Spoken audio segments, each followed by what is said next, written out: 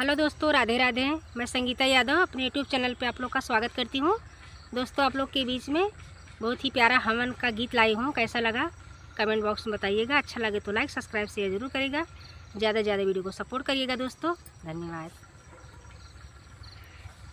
बड़ी भाग्यशाली जमीनिया हो जहाँ होला हवनिया, बड़ी भाग्यशाली जमीनिया हो जहाँ होला हवनिया।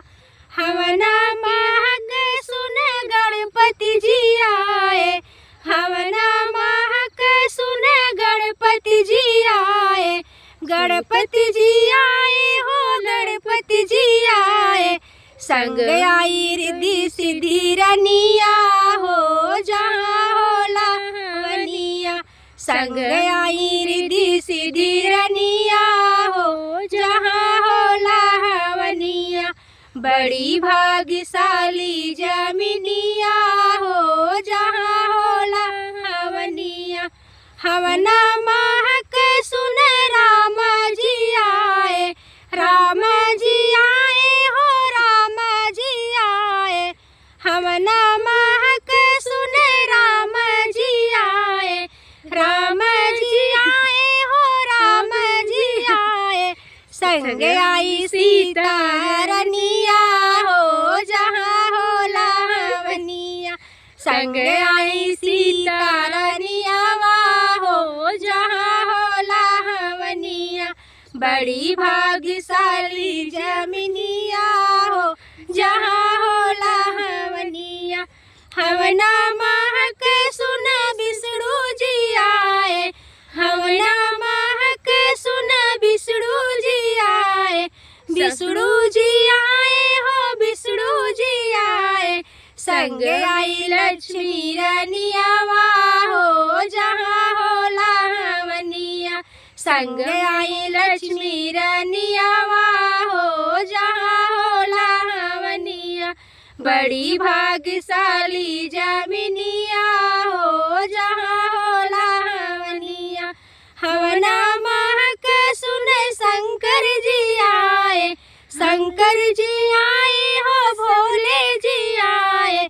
संग आई गौरा रनिया हो जहाँ होला हवनिया। संग आई गौरा रनिया हो जहाँ होला हवनिया।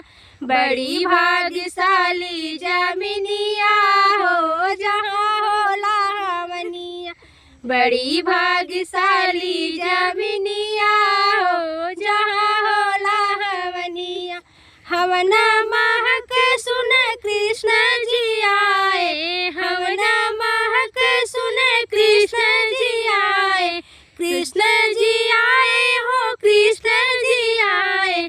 संग आई राधा रनिया हो जहाँ होला हवनिया। संग आई राधा रनिया हो जहाँ होला हवनिया। बड़ी भाग्यशाली जमीनिया हो जहाँ होला हवनिया।